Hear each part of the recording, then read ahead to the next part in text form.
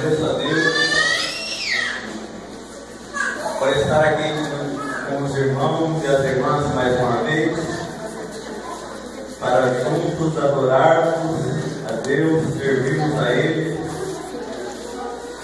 e sermos edificados uma vez mais pela Sua palavra.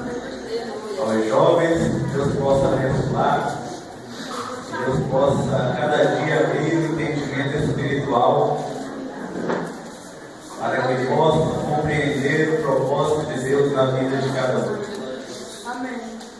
Ao meu irmão Aziel, evangelista, obreiro que Deus tem colocado na frente deste rebanho, que Deus possa fortalecer, abençoar, bem como a todos os obreiros que labutam ao seu lado nesta obra, aos líderes de departamento, às irmãs, aos senhores, aos membros e congregados. Que Deus abençoe poderosamente em nome de Jesus. Minha esposa que me acompanha, minha filha, meu filho, minha mãe, que Deus abençoe em nome de Jesus. Estamos vindos ali de Altamira, Pará, onde nós estamos fazendo hora extra, come e trabalhando para Deus. E Deus tem nos honrado aí. Vamos meditar na palavra do Senhor. 2 Reis, capítulo 4, versículo 1 em diante. Todos aqueles que acharam, digam amém. Amém. Que diz assim: E uma mulher das mulheres dos filhos dos profetas clamou a Eliseu dizendo: Meu marido, teu servo, morreu, e tu sabes que o teu servo temia ao Senhor. E veio um credor a levar os meus 2 filhos para serem escravos. E Eliseu lhe disse: Que te hei eu de fazer? Declara-me, o que é que tu tens em casa? E ela disse: Tua serva não tem nada em casa, senão um vaso de azeite. Então disse ele: Vai, pede para ti vasos emprestados a todos os teus vizinhos, vasos vazios, não poucos. Então entra e fecha a porta sobre ti e sobre os teus filhos, e deixa o azeite em todos aqueles vasos, e ponha à parte o que estiver cheio. Partiu, pois, dele, e fechou a porta sobre si e sobre os seus filhos, e eles lhe traziam os vasos, e ela os enchia. E sucedeu que, cheios que foram os vasos, disse a seu filho: Trazei-me ainda um vaso. Porém ele lhe disse: Não há mais vaso nenhum. Então o azeite parou. Então veio ela e o fez saber ao homem de Deus, e disse a ele: Vai, vende o azeite e paga a tua dívida, e tu e teus filhos vivei do resto. Diga para teu irmão e teu irmão onde você sentar: Deus vai mudar o tema da tua conversa. Podeis assentar em nome de Jesus. Se você puder queimar um pouco o volume aí, meu irmão, eu te agradeço. Tem como erguer um pouquinho? Se assusta com a minha voz, ó. Glória a Deus. Mais baixo um pouquinho. Aleluia. Glória a Deus. Aleluia. Todos nós conhecemos a história bíblica deste homem de Deus chamado Eliseu.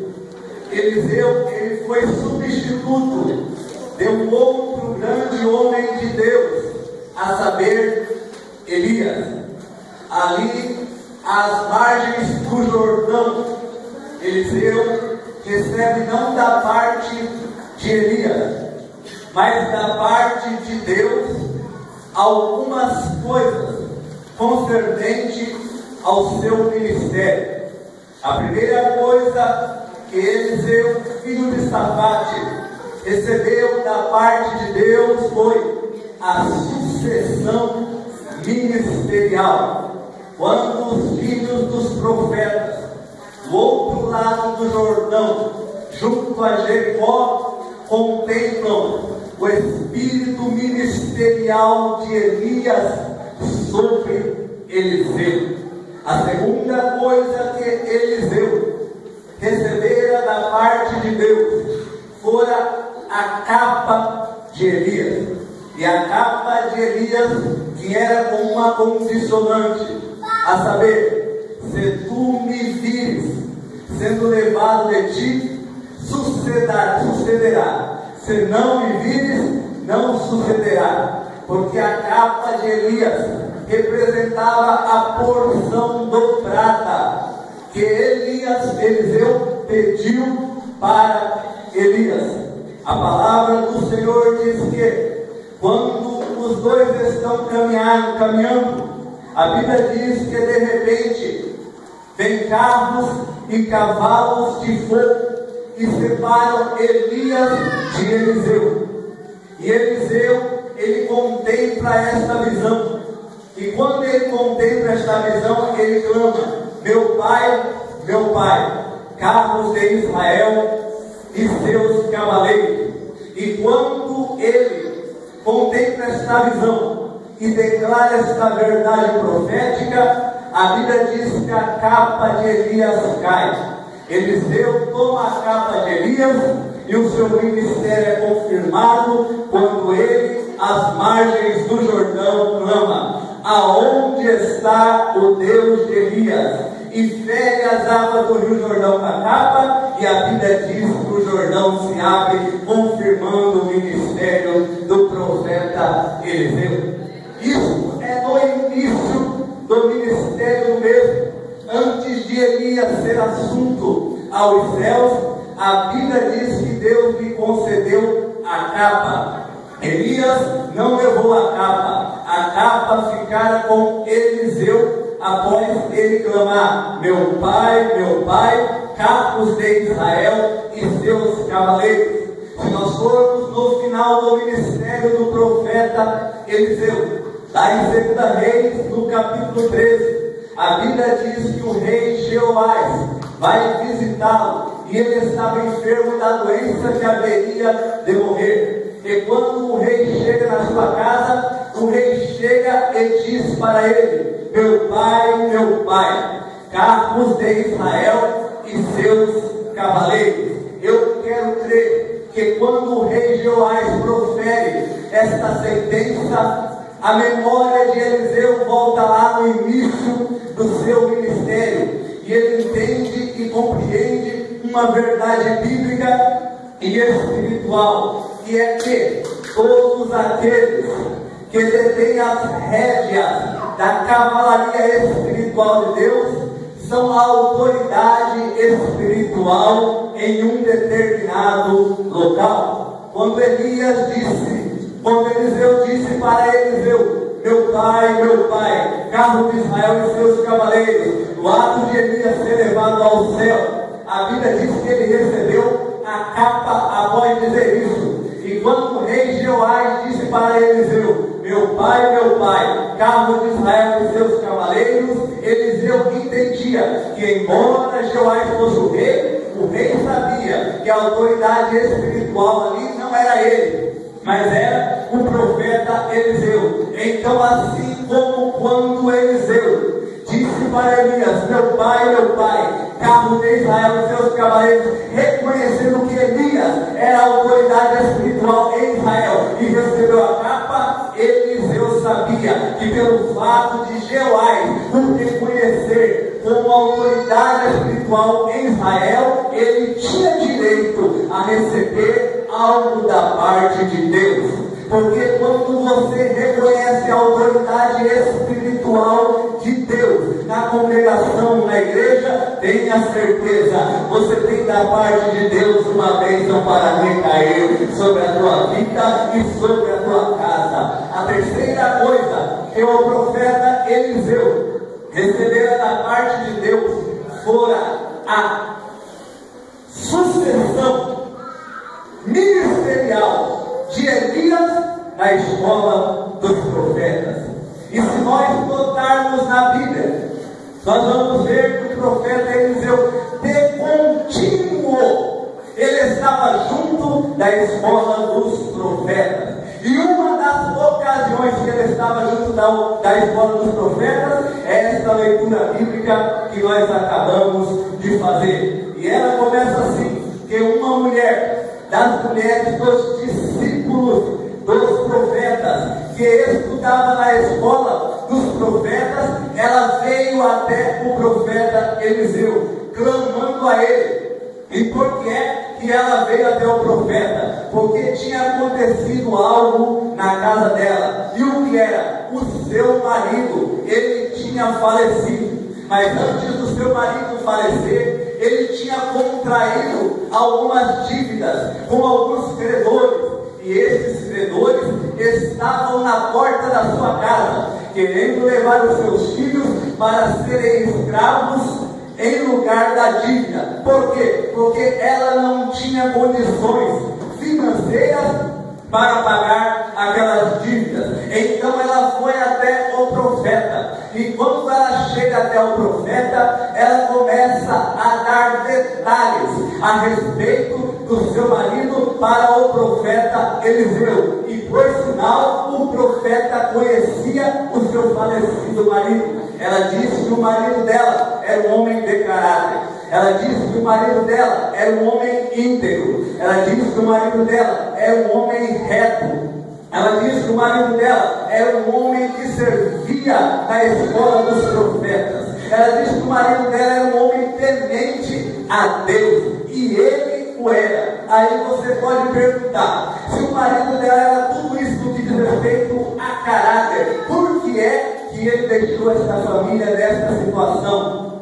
Por que é que ele deixou essa mulher nesse desespero, a ponto dela perder os seus filhos, a ponto dela perder as suas únicas companhias? Se ele era um homem íntegro, se ele era um homem reto, por que é que ele deixou essas dívidas para esta mulher pagar? Por que é que a única coisa que esta mulher herdou do seu marido foram essas dívidas que lhe trouxeram angústia, que lhe trouxeram aflição e que lhe trouxeram preocupação? Eu quero te dizer que o fato da dívida ter ficado em nenhum momento desabona a conduta e o caráter do marido dela. Então, por que é que ele deixara ela nessa situação? Por que é que ele deixara essas dívidas? Sabe por quê? Porque antes dele morrer, não deu tempo de pagar as dívidas. Ele estava vivendo no seu dia a dia, fazendo dívida e saldando dívida, fazendo dívida e saldando dívida, mas a morte o pegou em um dia que ele tinha contraído dívidas e não deu para pagar. Porque a morte é assim, a morte não manda um e-mail, a morte não manda uma carta, a morte não manda uma mensagem, um WhatsApp, a morte não manda nada avisando que ela vai chegar. Ela chega de repente, ela chega do nada. Por isso a morte pegou aquele homem quando ele tinha contraído dívida e não deu para pagar. Se ele soubesse que a morte viria à tarde, ele dava um jeito de pagar as dívidas de manhã. Se ele soubesse que a morte vinha hoje, ele dava de pagar a dívida ontem. Mas a morte pegou ele em um dia que ele não a esperava e tinha contraído dívida. O que é que você quer dizer, irmão? Eu quero te dizer nesta noite que por ocasião do arrebatamento da igreja, Jesus Cristo, ele disse que nós não sabemos nem o dia e nem a hora. Respeito ao arrebatamento da igreja, nós não sabemos quando é que vai acontecer. Em nenhum momento Jesus Cristo mandou nós nos preocuparmos com o dia e com a hora, porque ninguém sabe. Mas o que ele mandou é nós estarmos preparados para o dia e para a hora. Então, no início desta mensagem, eu quero perguntar para você: como está a tua vida com Deus? Como está a tua vida com aquele que você vai ter que prestar contas? Você está vivendo uma vida de crédito ou uma vida de débito com Ele? A palavra do Senhor diz na segunda, na Epístola de Colossenses, capítulo 2, que Jesus Cristo tomou a cédula de dívidas que era contra nós e a cravou na cruz, ou seja, Ele pagou o preço no meu e no teu lugar. Mas infelizmente, a cada dia, no nosso dia, nós insistimos em acumular dívidas diante de Deus. Nós insistimos em acumular dívidas diante do credor espiritual. E eu não estou falando de dívida financeira,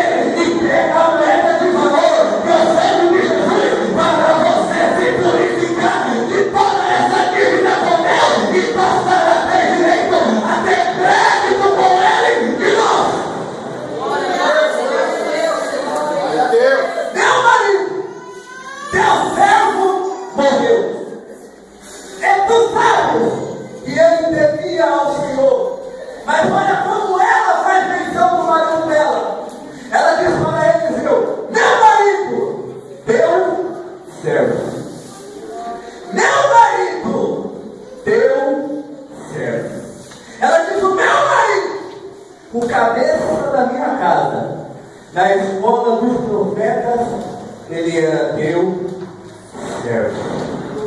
Porque nós podemos ser alguma coisa lá fora, mas aqui dentro nós somos servos. Nós podemos ser cabeça na nossa casa, mas aqui dentro nós somos servos. Podemos ser cabeça nos nossos negócios, mas aqui dentro nós somos servos. Podemos ser cabeça na nossa profissão, mas aqui dentro nós somos servos. Porque aqui dentro o único cabeça é Jesus Cristo, o nosso Senhor. Meu marido, teu servo. Segunda qualidade que ela dá do seu marido, ela diz: e temia ao Senhor. Ela diz que o marido dela era temente.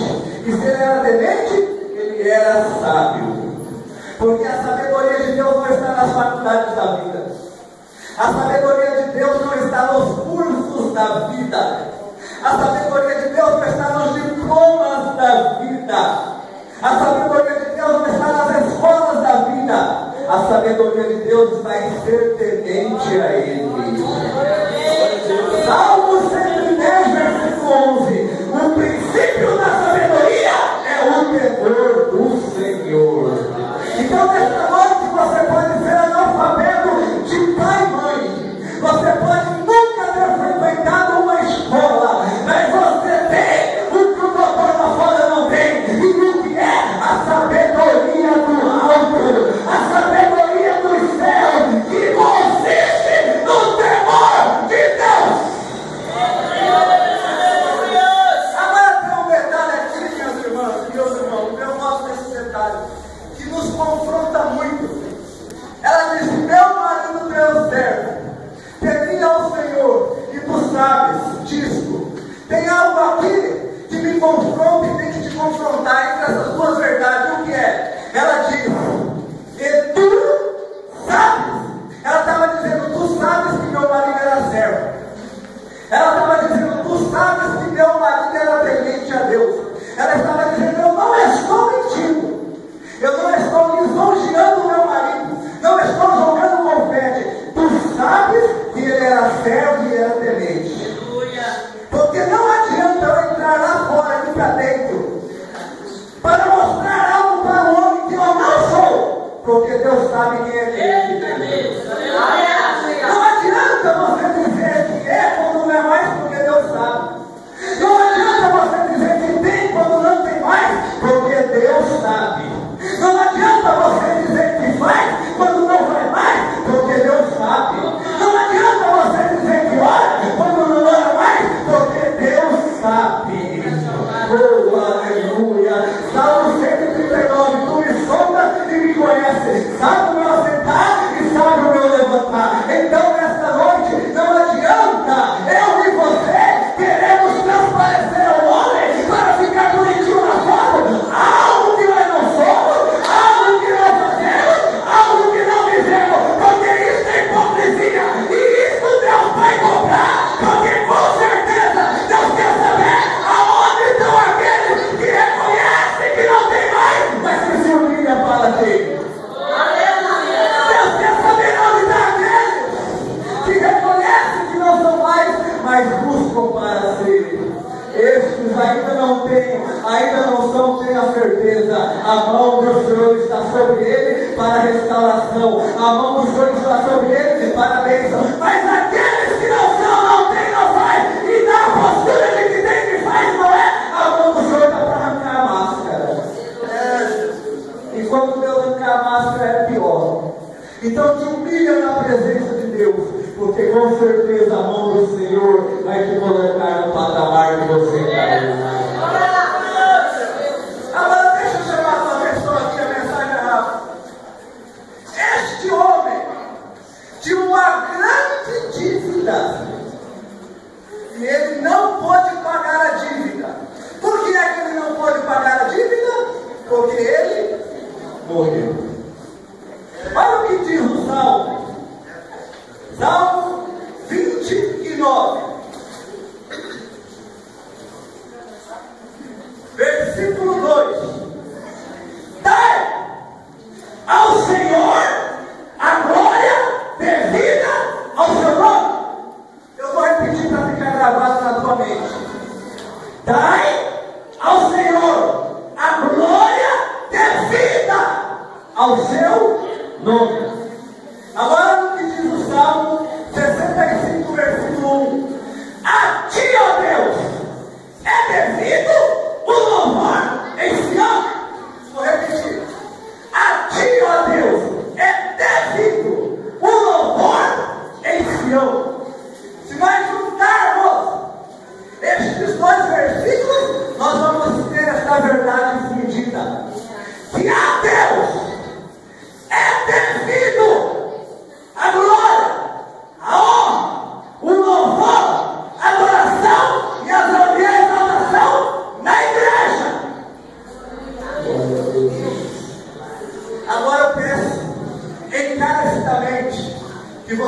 na mão do teu irmão e da tua irmã.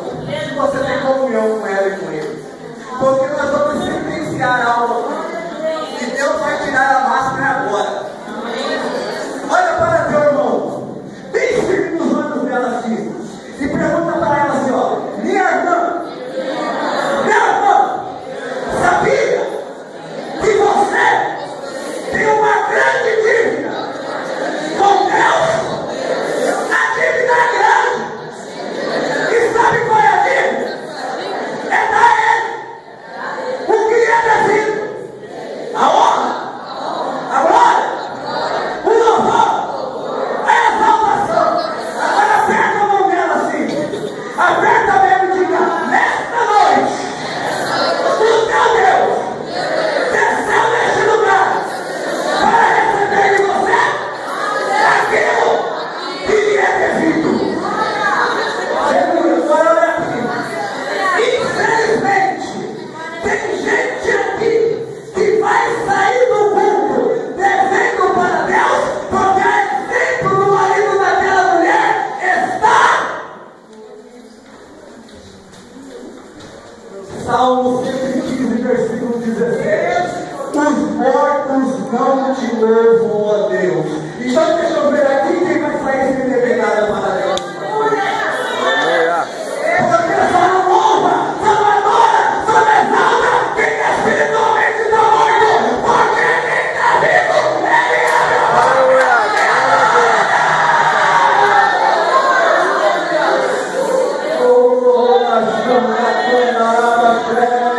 não tem pra onde correr, não tem que dizer eu sou ético, não tem que dizer que isso é coisa de menino, é nada, isso é coisa de quem está vivo espiritualmente. Adorar a Deus, exaltar a Deus, saber que deve a Ele uma vida de gratidão, e só paga mediante a adoração.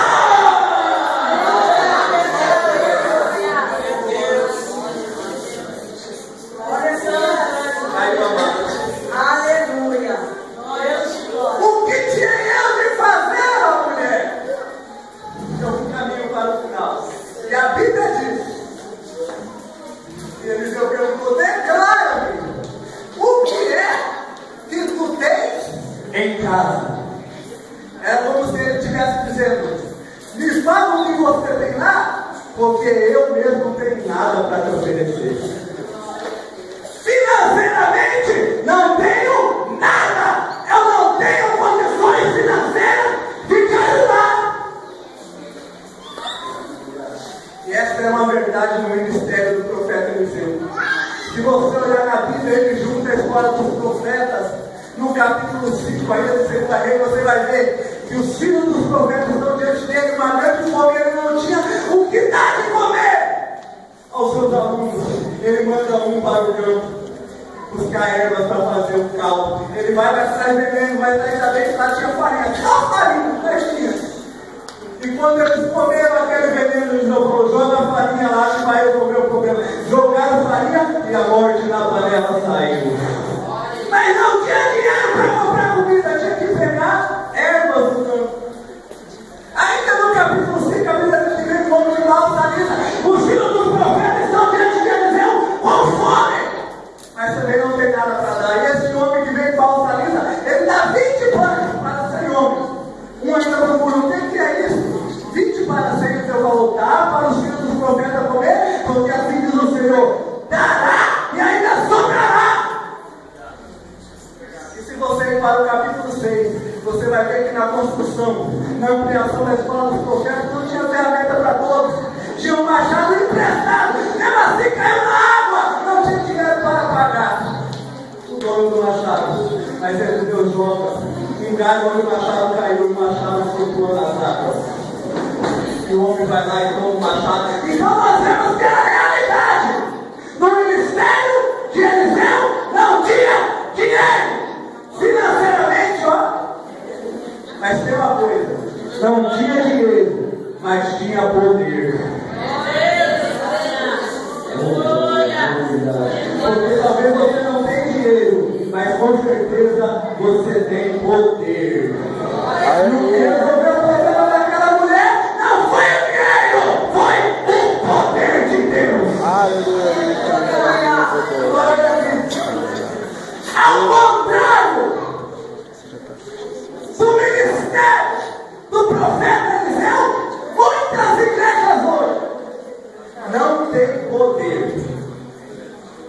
mas tem dinheiro. Agora tinha uma coisa, não se iluda não vá pedir ajuda para aqueles que administram esse dinheiro que a igreja tem. Sabe por quê?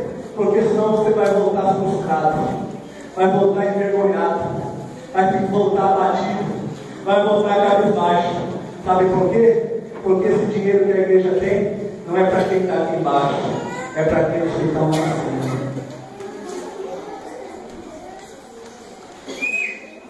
É só para quem está lá em cima! Para quem está embaixo, se não é o poder de Deus, ele está frito!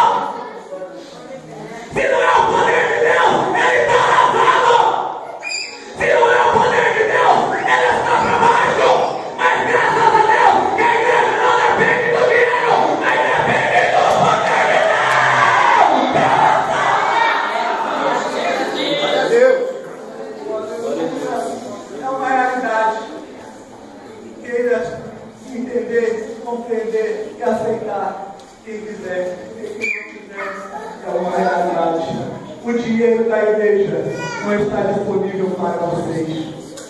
Está disponível para quem está aqui. E se quem de vocês for pedir, volta frustrado, volta desanimado, volta desiludido. Então, continue confiando, como já foi dito aqui, no poder de Deus. Continue sendo dependente de Deus. Porque o homem pode te frustrar, o homem pode te iludir, mas só que o poder de Deus não. O poder de Deus vai agir na tua casa, vai agir na tua vida, vai agir no meio dos teus. E eu quero profetizar que, como aquela mulher, você vai sair dessa pelo poder de Deus. Pra gente encerrar, e o que é que eu faço, profeta? Eu só tenho um vaso com azeite em casa, não tenho dinheiro também. O problema vai ser resolvido por aí. Você vai fazer um culto pentecostal na sua casa. Um culto pentecostal. E detalhe, a casa tem que estar cheia. E o que é que eu faço? Saio por toda a vizinhança, convidando os vasos de Deus para o mundo, para que a casa se enche. Porque se fosse hoje, ela tiver então o carro de som, para depois pagar, e o carro de som anunciar em todo o bairro um grandioso culto na casa da viúva de Odocínio dos profetas.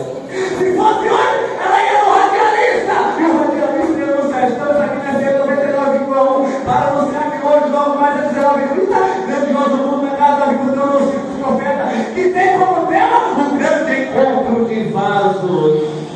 O filho dela é de casa e ela batia na porta e dizia: hoje meu Deus, puta caramba, mas você é vaso, não pode perder, vai lá, vaso de Deus.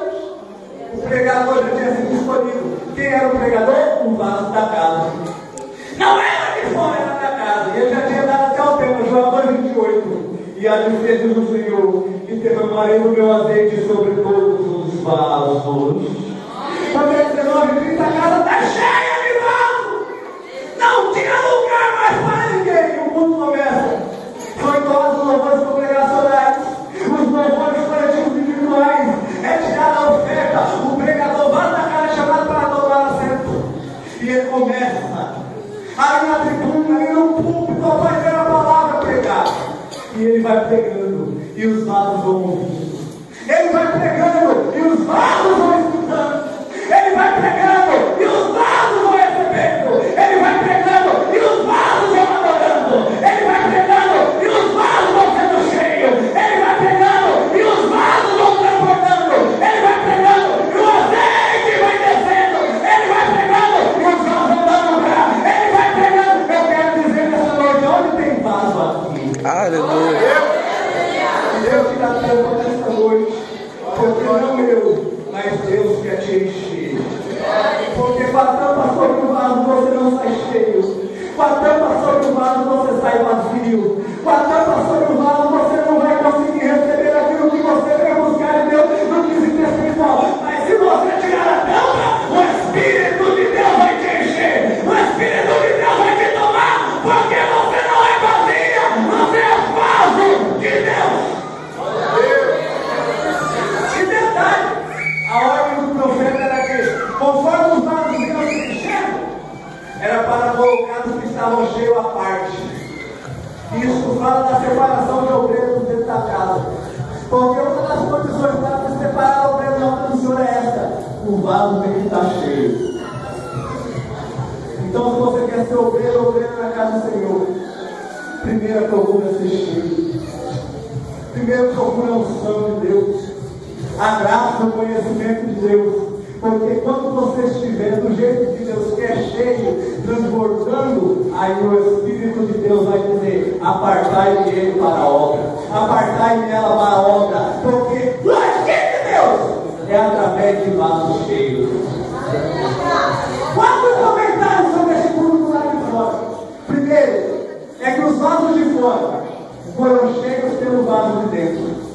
Porque os vasos que ficaram de fora vazios, eles têm que sair daqui cheios. E tem que ser cheio pelo vaso de dentro. E para ser cheio pelo vaso de dentro, o vaso de dentro tem que estar com azeite. Porque se o vaso de dentro não tiver com azeite, como ele vai encher os vasos vazios que tem lá de fora? Então Deus conta com vasos cheios neste lugar. Com vasos que buscam ser cheios neste lugar. Porque no momento em que nós estamos vivendo uma geração vazia, uma geração fria, uma geração materialista, uma geração secular, precisa no meio dessa geração ter vasos de Deus cheios. Glória a Deus. Vasos que não tenham medo de falar a verdade. Vasos como o homem já falou aqui, que dão a cara a tapa, mas que falam que tem vasos vazios, que precisam ser cheios pelo poder de Deus urgentemente. Segundo comentário, é que os vasos só não querem ser cheios porque tinha lugar neles para o azeite descer. Porque o Espírito Santo só pode me encher de encher se nós dermos lugar. Porque se nós ficarmos com esse formalismo, se nós ficarmos com essa visão de ética, se nós ficarmos indiferentes ao agir do Espírito Santo, nós vamos entrar vazio e sair vazio. Mas se nós estarmos aqui na intenção de dar lugar para o Espírito Santo vai nos encher. O Espírito Santo vai fazer a gente transbordar o poder de Deus. Mas para isso, nós temos que dar lugar ao Espírito Santo de Deus. Não é ficar costa para Ele. Não é ficar indiferente ao culto. Não é ficar com a mente lá fora. Não é deixar o Espírito da 9 horas tomar conta da sua vida. É você se moldar ao agir, ao operar e ao tempo de Deus. Que Deus vai tomar conta da tua vida e vai te levantar como um vaso de destaque aqui nesta igreja. Terceiro motivo, terceiro comentário, é que este culto foi uma bênção, unção, poder, milagre, porque ele foi feito debaixo de palavra e oração. Palavra, porque aquela mulher fez tudo naquele culto, segundo a palavra de Deus dela na boca do profeta. Segundo, oração, porque ela já chegou na mão. Segundo, porque a Bíblia diz que ela entrou após que fechou a porta, já foi dentro dali. E terceiro, porque naquela época não tinha mesa como agora, a mesa era um sagrado no solo. Então, para ela encher os vasos, ela tinha que dobrar o direito encher. Posição de oração, palavra de oração. E a adoração, irmão? A adoração é resultado e consequência de vaso cheio. Se tem vaso cheio, tem adoração. Se tem vaso cheio, tem oração. Se tem vaso cheio, tem palavra. Mas para isso, os vasos têm que estar cheios. E quarto, o azeite não acabou. O azeite parou. Em meio ao culto. Por quê? Porque acabaram os seus vasos. Porque enquanto tem vaso, o azeite cai. Enquanto tem vaso, o azeite desce. Mas infelizmente os vasos de hoje estão mais preocupados com aquilo que se vê do que com aquilo que não se vê. Infelizmente os vasos de hoje querem receber mais material do que o espiritual. Infelizmente os vasos de hoje querem receber mais a bênção, a cura física do que a espiritual. Infelizmente os vasos de hoje querem mais saber das coisas passageiras do monte do que as coisas eternas. Mas aquele que quer receber as coisas espirituais, tenha certeza, o azeite de Deus está em contínuo derramado sobre a vida dele. E para a gente finalizar, o milagre aconteceu para ela. E aqui que entra o tema da mensagem, mudando o tema da conversa. Por quê? Porque a conversa dessa mulher, até então, era só morte e perda. Por que morte e perda? porque ela tinha perdido o seu marido na morte, ia perder os seus filhos para irem como escravo no lugar da dívida. Então, onde ela ia? A conversa da morte e perda. Meu marido morreu, eu vou perder os meus filhos. Meu marido morreu, eu vou perder os meus filhos. Ela veio ao profeta: meu marido morreu e eu vou perder os meus filhos. Morte e perda. Mas depois que o profeta, usado por Deus, operou um milagre na vida dela, a conversa dela mudou.